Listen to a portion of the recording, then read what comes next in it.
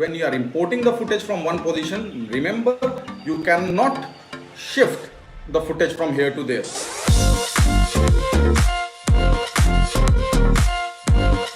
Importing the footage now, Command I for Macs and Control I for Windows. In any software it will import the footage. Whenever you go open a software, you do Control I or Command I, and the window will open up, your Finder window or your Explorer window in Windows, it will open up and you can find your files wherever you have kept the file and you can import the file. Importing it, not just clicking a button and importing it. First of all, when you are importing in any software, you have to set up the software first. Without setting up the software, do not import any file.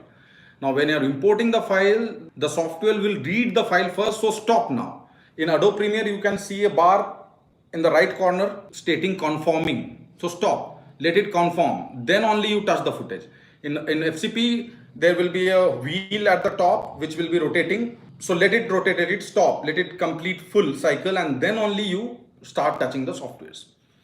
Now, importing the software means what? These footage which you are importing and which you have already imported, you will be putting it to timeline.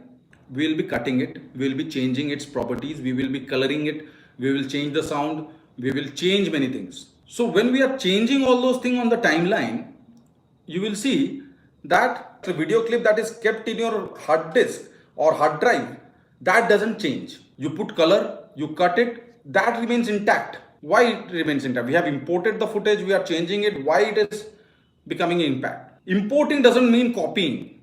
Importing means importing. So when you're importing the footage into the software, your software is making a reference files in your computer. So when you set up the software, there will be an option that they are giving in different softwares. Then some softwares have a default space like Avid. In Avid, you cannot choose that, okay, I want to keep my footages here, I want to keep my reference file here. No. In other softwares, you can choose. In Avid, the Avid will select wherever it wants to keep in your computer. Okay. So now when you import the footage in the software makes a reference file somewhere in the computer that you have designed, you have given the path to. If you don't give a path, it will automatically make in the C drive or the main drive of the computer. Now that reference file, also called as render file, is the connecting file of your timeline. And that render file is connected to the main video clip. If it is getting confusing, I will repeat again. You have imported the footage from your hard drive. The software creates a separate reference file of this imported footage, reference file. So this file, the imported footage, imported clip in your software is asking the reference file. Whatever changes you do is happening to the reference file. The reference file is also connected to the main file.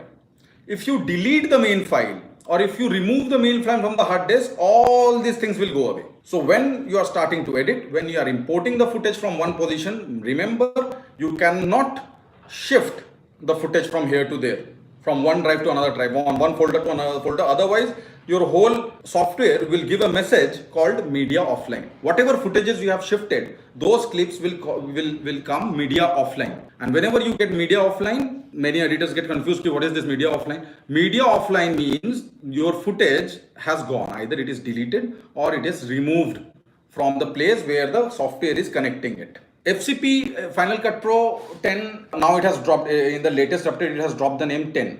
It is now only FCP. Still, FCP 10 or FCP, it has some more features while importing. It has an algorithm, artificial intelligence algorithm, which analyzes the footage also.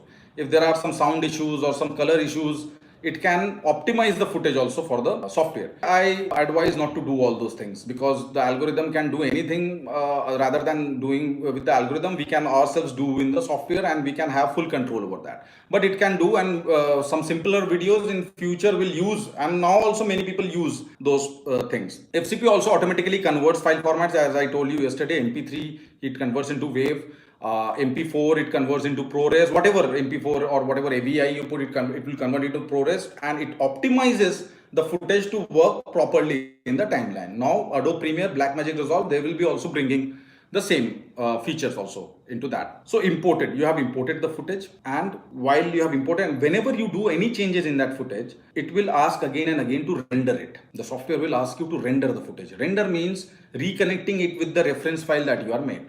If you change something, you have put titles into it, you have put text into it, you have put some color, or you remove the color, it will again ask to render it. Rendering, the word means, it has come from performance arts. Rendering means present, to present. She is rendering an opera. I render you this lecture. Okay, presenting. So rendering means the software is presenting the video to play smoothly, to have a smooth playback. Here, important thing to note is that you organize the footage properly before importing.